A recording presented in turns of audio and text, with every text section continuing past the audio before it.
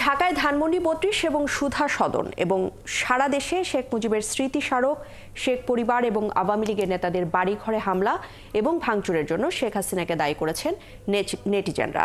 সামাজিক যোগাযোগ মাধ্যমে এর পক্ষে এবং বিপক্ষে নানান প্রতিক্রিয়া দেখা যাচ্ছে। তেমনি কিছু প্রতিক্রিয়া তুলে ধরছেন আমাদের সহকর্মী নূর নবী সরকার। উপদেষ্টা মাহফুজ আলম তার ভেরিফাইড ফেসবুক পেজে লিখেছেন, ফ্যাসিবাদী ব্যবস্থার বিলোপ শুধু নিছক ভাঙা নয়, বরং বিকল্প গড়ারও লড়াই। এ বিষয়ে প্রশ্ন রেখে সবাইকে ভাঙার বদলে গড়ার পথে হাঁটার আহ্বান জানিয়েছেন মাহফুজ আলম। বৈষম্য বিরোধী ছাত্র আন্দোলনের সমন্বয়ক হাসনাত আবদুল্লাহ ইংরেজিতে লিখেছেন, শেখ হাসিনা ভুল প্রজন্মের সাথে খেলতে নেমেছেন। রাষ্ট্রচিন্তক ফরহাদ মজহার তার ফেসবুক পোস্টে বলেছেন, এই ভাঙার উস্কানিদাতা স্বয়ং শেখ হাসিনা নিজে।